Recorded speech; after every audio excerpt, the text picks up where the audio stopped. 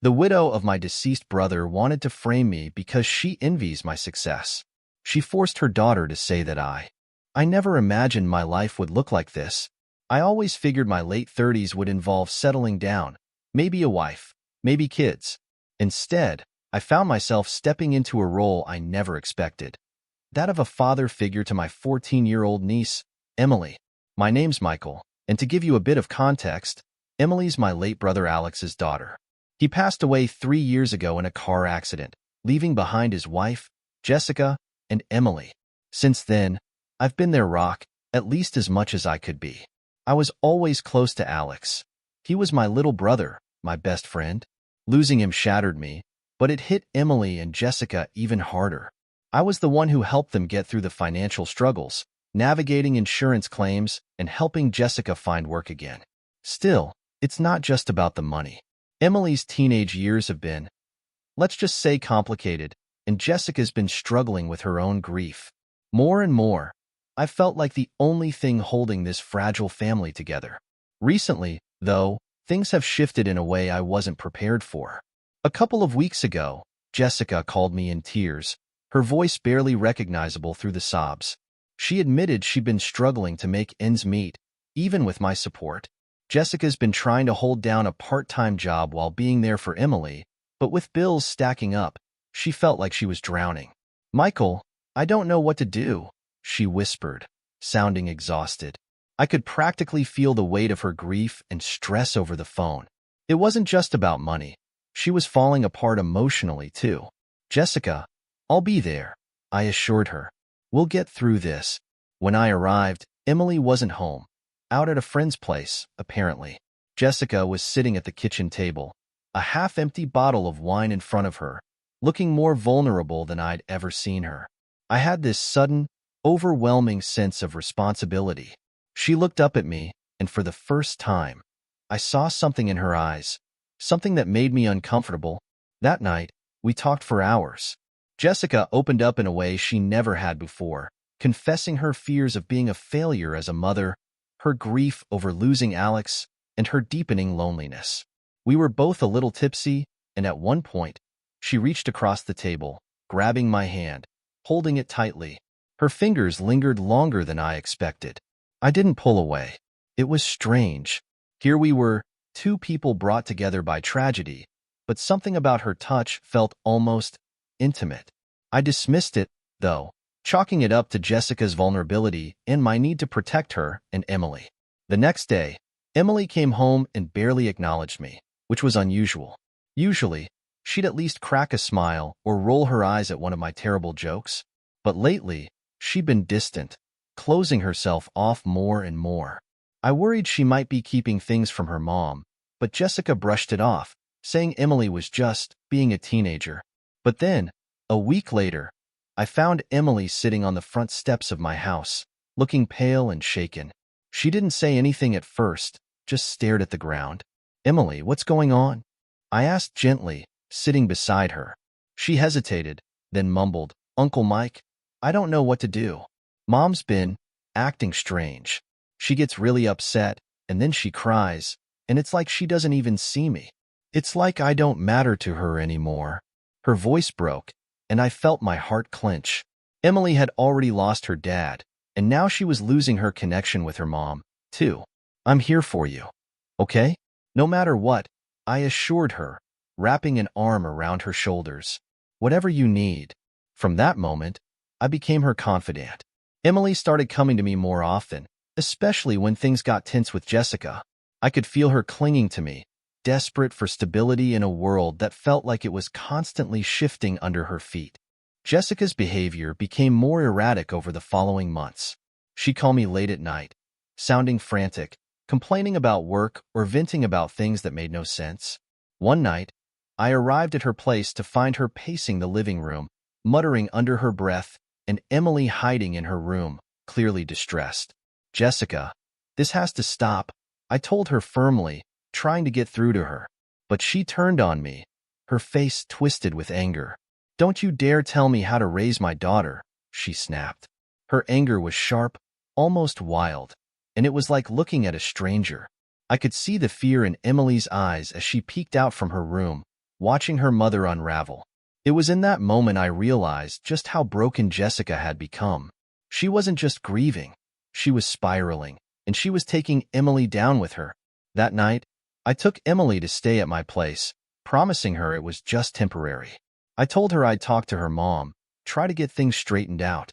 Emily was silent on the drive to my house, but once we arrived, she looked at me with a mix of gratitude and desperation. "Thank you, Uncle Mike," she whispered, hugging me tightly. "I don't know what I'd do without you." The next few days were a roller coaster. Jessica called constantly, swinging between desperate apologies and furious accusations. It was clear she felt betrayed by me, as if taking Emily to my place was some sort of attack on her parenting. But I couldn't just leave Emily in that environment. She needed stability, someone she could depend on. Jessica's behavior was becoming too unpredictable. One evening, Jessica showed up at my house unannounced. She was visibly upset, accusing me of trying to steal Emily away from her, claiming I was undermining her role as a mother.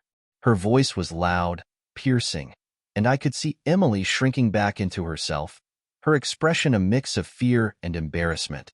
"Jessica, calm down," I said, trying to defuse the situation. "This isn't about you or me. It's about making sure Emily's okay. She's my daughter." Jessica screamed, her voice cracking.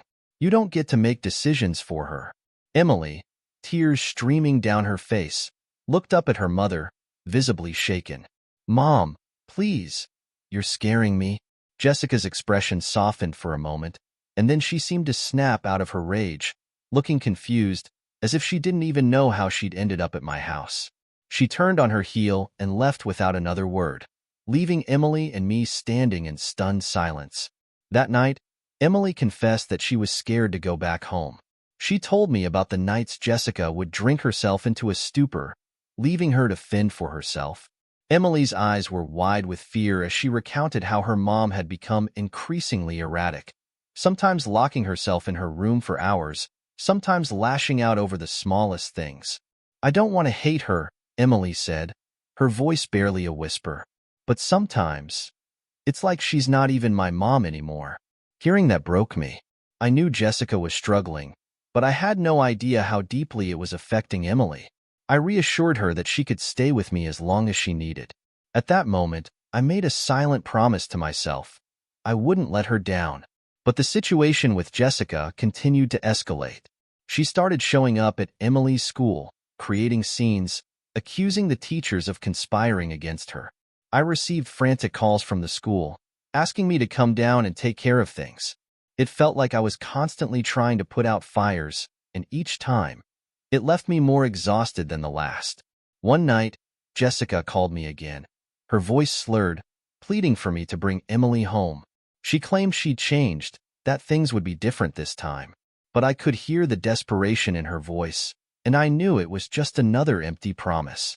I tried to reason with her, to explain that Emily needed stability, that maybe she should consider getting help, but that only made her angrier, and she hung up on me. Days turned into weeks, and Jessica's behavior only grew more unpredictable. She began spreading rumors around town, claiming I was trying to take Emily away from her, that I was somehow poisoning her against her mother. People I'd known for years started looking at me differently, and it hurt. I was just trying to do the right thing, but it felt like I was losing everyone in the process. One evening, as Emily and I were sitting down for dinner, there was a knock at the door. When I opened it, I found a social worker standing there, looking apologetic but firm. She explained that they'd received complaints about me, that Jessica had accused me of keeping Emily against her will. Emily, hearing the conversation, came to the door and quickly spoke up, saying she wanted to stay with me, that her mother's claims weren't true. The social worker took notes, nodding, but I could see the doubt in her eyes. Jessica had managed to create a mess, and I was left scrambling to clean it up. That night, I couldn't sleep. I kept wondering how things had gotten so out of hand, how Jessica had turned from someone I once cared for deeply into someone I barely recognized. I knew she was grieving, but it felt like her pain had twisted into something toxic, something that was tearing her family apart. I looked over at Emily, who had fallen asleep on the couch, and I felt a renewed sense of purpose. No matter what happened, I would be there for her. I'd protect her from the chaos, even if it meant losing everything else in my life. As I sat there, watching over her, I knew this fight was far from over. Everything changed that morning with one phone call. I was sitting at my kitchen table, sipping my usual cup of coffee, trying to piece together what to do about Jessica's latest outburst the night before. Just as I took my second sip, my phone rang. I didn't recognize the number, but something made me pick it up. "Is this Michael Garrett?" A voice asked, tense and serious. "Yes, this is Michael," I replied, already feeling the unease creeping up my spine. "This is Officer Riley from the District Police Department. We need you to come in for questioning regarding a complaint. It's about your niece, Emily." My heart dropped, and for a moment, I couldn't breathe. Emily? What complaint? My mind raced through every interaction, every conversation, every shared moment, trying to figure out what could possibly be going on. "Can I ask what this is about?" I managed, trying to keep my voice steady. "Sir, it's best if we discuss this in person. Please come to the station as soon as possible." 20 minutes later, I was standing in a sterile, gray room in the police station, heart pounding, palms sweaty. Officer Riley, a stern woman in her early 40s with piercing eyes, sat across from me, flanked by a younger officer, Detective Martinez, who looked uncomfortable even being there. They hadn't told me anything yet, and the silence was stretching so thin I could almost feel it snapping. Then Riley cleared her throat. "Mr. Garrett, your niece, Emily, has made an allegation against you." I felt like I'd been punched in the gut. "An allegation?" I repeated, my voice barely more than a whisper. "She's claiming inappropriate behavior. Specifically, she says you've been making advances toward her." Her words came out carefully, as if each syllable could detonate. It took me a second to even process what she was saying. That's not true," I stammered, feeling the panic rise. I would never do anything like that to Emily. She's like a daughter to me." Riley's expression didn't change. She kept her eyes on me, cold and calculating, searching for any crack in my composure. "Mr. Garrett, I understand that this is difficult to hear, but we take accusations like this very seriously, especially when they involve minors. But this doesn't make any sense," I said, almost pleading. "There has to be some kind of misunderstanding. Emily's been through a lot. She lost her father, her mother's been struggling, and I've been the one trying to hold everything together. I don't know why she would say something like this." But as soon as the words left my mouth, I felt a flicker of doubt. "Jessica." I remembered the way she'd been acting lately, her erratic behavior, the resentment in her eyes every time she looked at me. Had she put Emily up to this? Was this her way of punishing me for stepping in where she'd been failing? "Your sister-in-law, Jessica, is supporting Emily's statement," Riley added, as if reading my thoughts. "She claims she's noticed your behavior around Emily for some time, and that she's worried for her daughter's safety." I couldn't believe what I was hearing. Jessica? Who knew I'd done everything to keep their lives together? Who I'd supported financially, emotionally? She was backing this up? The betrayal hit me like a physical blow, and suddenly the room felt too small, the walls closing in. Can I talk to her? To Jessica?" I asked, my voice shaking. Riley shook her head. "We've advised her not to have any contact with you during the investigation." The investigation. Those words kept echoing in my head. This wasn't just a misunderstanding. They were treating me like a criminal. My mind spun with the possibilities, trying to make sense of it. What could Emily possibly think I'd done? And why was Jessica so quick to throw me under the bus? I was given no choice but to leave the station with a court order to stay away from Emily and Jessica until the case was resolved. They made it clear that one false move could mean immediate arrest. Every step back to my car felt like wading through quicksand, my life as I knew it slowly sinking away. Over the next few days, I barely slept. I paced my apartment, going over every moment with Emily in my head, trying to find a reason, any hint that this accusation had been coming. But every memory was innocent, jokes shared, late-night talks about her dad, the way she used to look up at me, grateful for a steady presence in her life. It didn't add up. Then, 3 days later, my lawyer, a friend of mine named Marcus Reed, showed up at my door. I'd known Marcus since college. He was one of the few people I trusted with my life. He sat me down, looked me dead in the eyes, and said, "Michael, this is going to get ugly. Jessica's already painting you as some kind of predator. She's pulling in people from the neighborhood to back her up, saying they've seen things. Nothing concrete, just insinuations. But it's enough to fuel a fire." I felt numb. People from the neighborhood? What could they possibly have seen? I rarely did anything out of the ordinary. I went to work, came home, and the rest of my time was spent with Emily and Jessica. And now all of it, every innocent interaction, was being twisted into something grotesque. Marcus leaned forward, his voice steady. "Michael, we need to find out if there's anything Jessica might have said to Emily, something that would make her go along with this." I nodded, my mind racing. Jessica had always been protective of Emily, but in recent months, that protectiveness had morphed into something obsessive. She'd always been jealous of the bond Emily and I shared, maybe even resentful of it.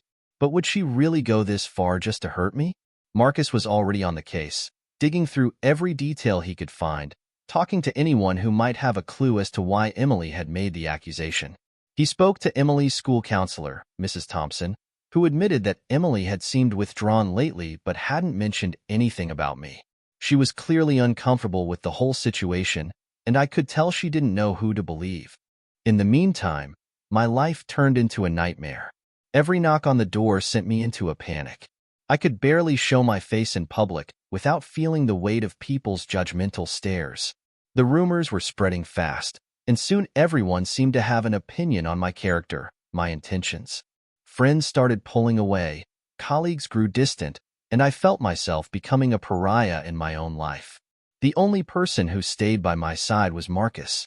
He was relentless, digging into Jessica's past, trying to find anything that could explain her behavior. One day, he showed up at my apartment, his expression dark. "Michael, there's something you need to know," he said, his voice low. "Jessica's been in debt for a while now, and it's bad. Real bad. She owes money all over town, and she's barely keeping her head above water. But here's the kicker. She recently tried to take out a new life insurance policy on Emily. A big one." My stomach twisted. Was this about money? Had Jessica concocted this whole scheme to somehow benefit from the situation? The idea made me feel sick, but at the same time, it was the first thing that made any sense.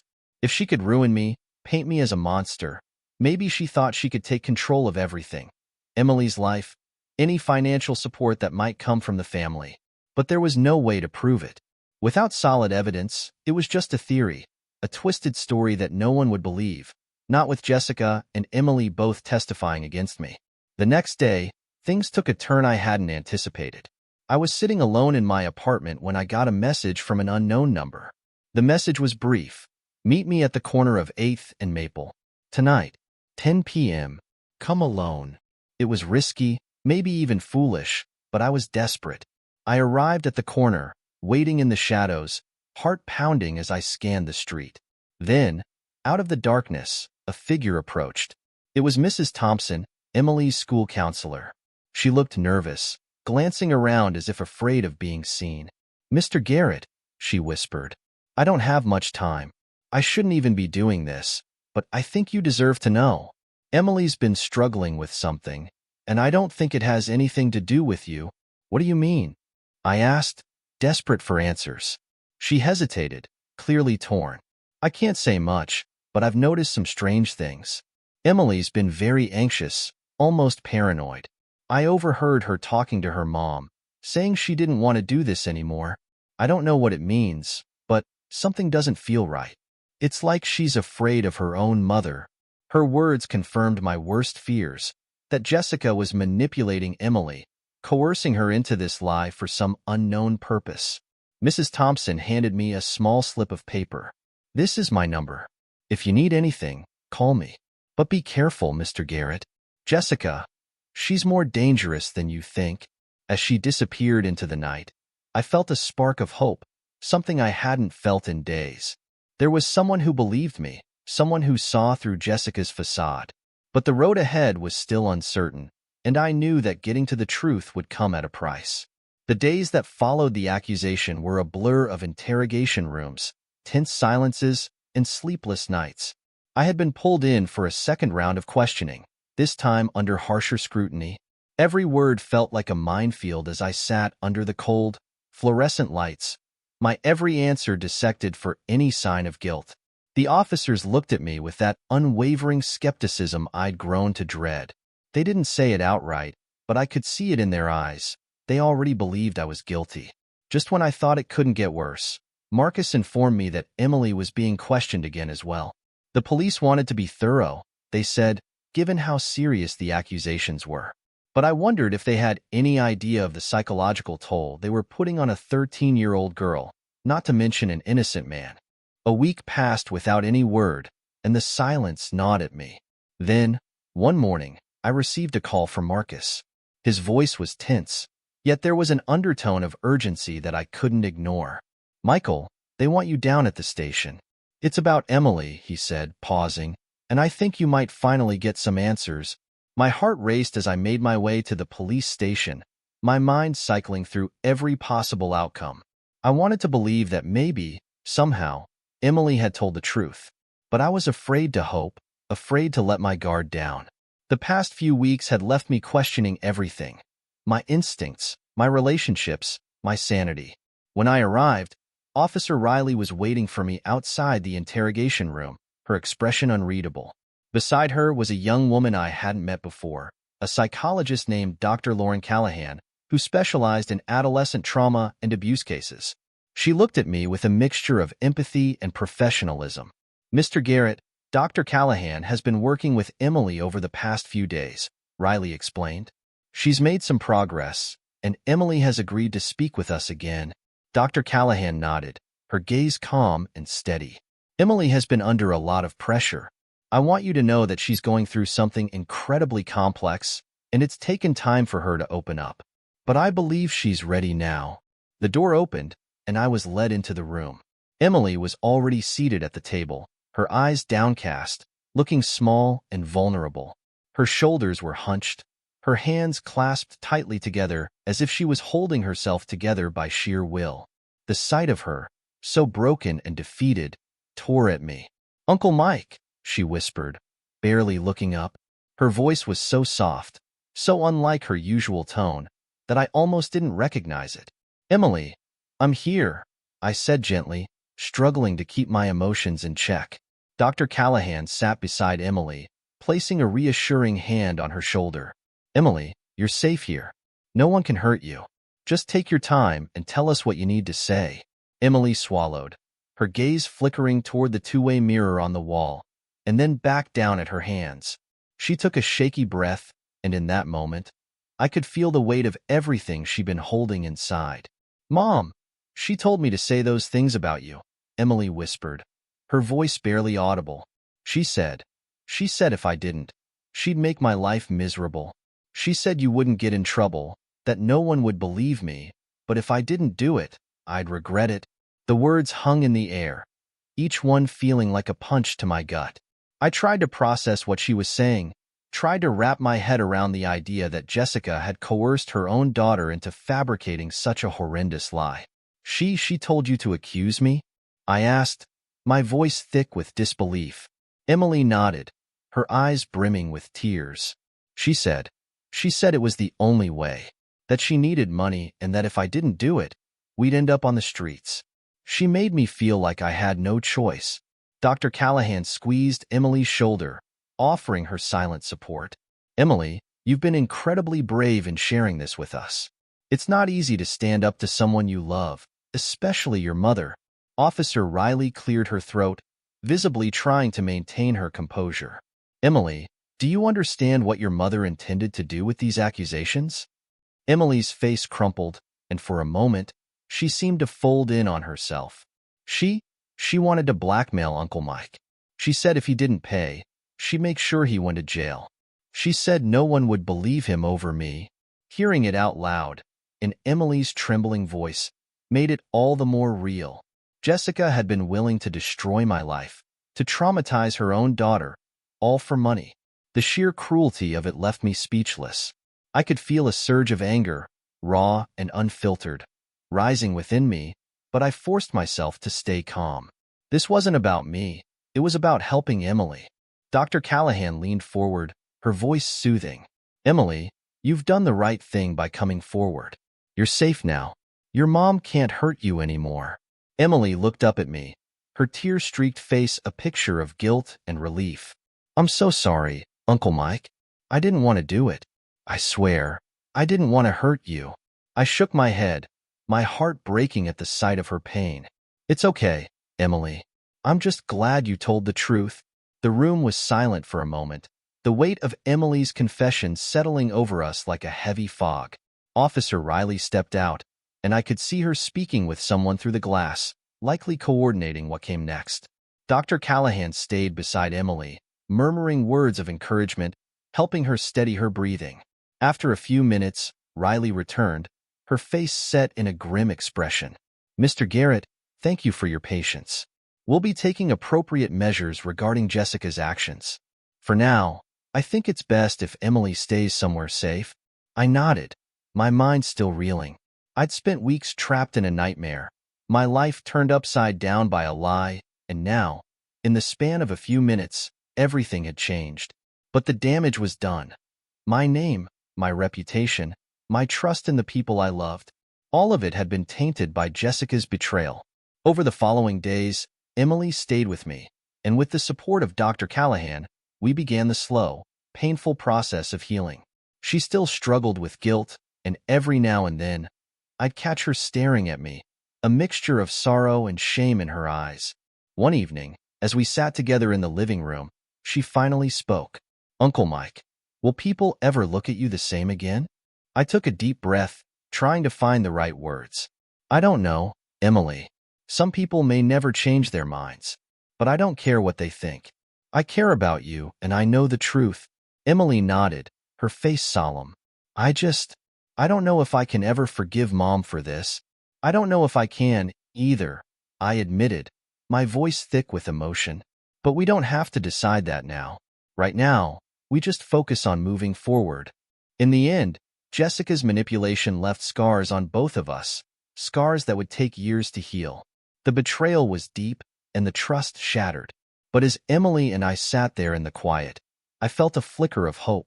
We'd made it through the worst of it, and while the future was uncertain, I knew one thing for sure. We'd face it together. The day I decided to confront Jessica was gray and cold, a fitting backdrop for what I knew would be one of the hardest conversations of my life. Ever since Emily had come clean about the lies, about how Jessica had manipulated her into accusing me of something so vile, I'd been torn between rage and heartbreak. The betrayal ran deep, and as much as I wanted to move on, I knew I couldn't until I faced her. I arranged to meet her at a cafe on the other side of town, away from anyone who might know us. The last thing I wanted was for someone I knew to overhear what was about to unfold. When I arrived, Jessica was already there, sitting by the window with her back to the door. She looked out of place, fidgeting with her phone, her eyes darting around the room like she knew something was coming. As I approached, she looked up, her expression guarded. There was no hint of guilt, no trace of shame, just a stony calm that made my blood run cold. I took a seat across from her, barely able to hold back the anger bubbling inside me. Jessica, I started, keeping my voice low, steady.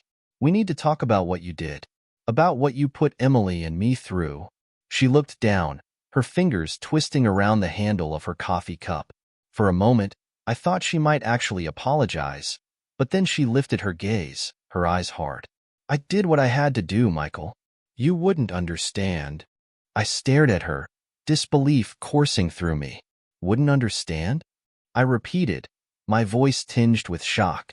You accused me of abusing Emily. You destroyed my reputation, nearly ruined my life, and you want me to understand? She sighed, sounding almost annoyed, as if I was being unreasonable. You don't get it. I was desperate, okay? After Alex died, everything fell apart. The bills kept piling up, and I had no way to pay them. I didn't have a choice.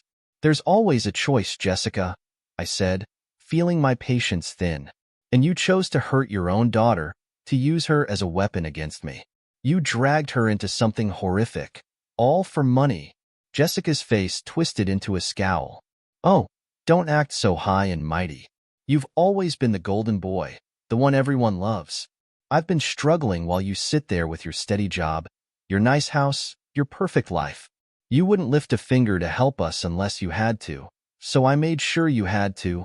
Her words hit me like a slap. This was never about survival. It was about jealousy, resentment. She'd blamed me for everything she'd lost, for the life she thought she deserved. And instead of asking for help, she tried to tear me down. "I was helping, Jessica.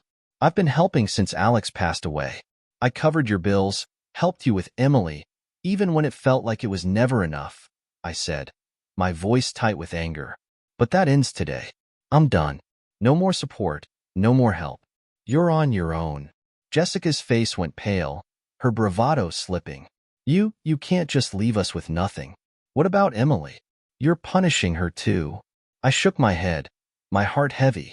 "Emily can stay with me. She deserves a safe, stable home, something you can't provide. But I'm not going to support you anymore. Not after everything you've done." She narrowed her eyes, a flash of anger breaking through her shock. "You think you can just take her from me? She's my daughter."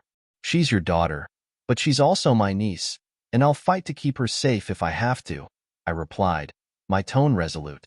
"You lost the right to make demands the moment you decided to use her in your scheme." Jessica opened her mouth to argue, but she stopped, her gaze shifting to the side. Following her line of sight, I saw Marcus, my lawyer, standing by the entrance.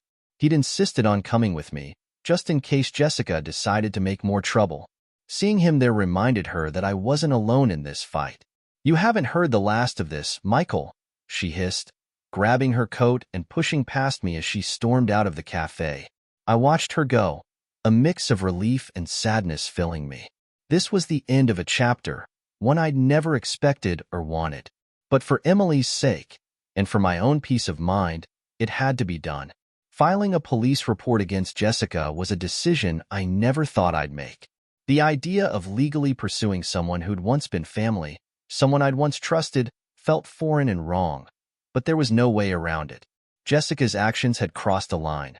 She tried to ruin my life, dragged her own daughter through a twisted scheme, and left lasting scars on everyone involved. It was time to bring the truth to light.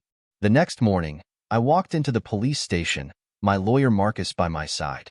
His presence was a comfort, a reminder that I wasn't in this alone, but my stomach churned as I approached the front desk. Officer Riley, the one who'd initially questioned me, recognized me and came forward, a look of understanding in her eyes. "We're here to file a report against Jessica Garrett," Marcus explained, his tone professional but firm.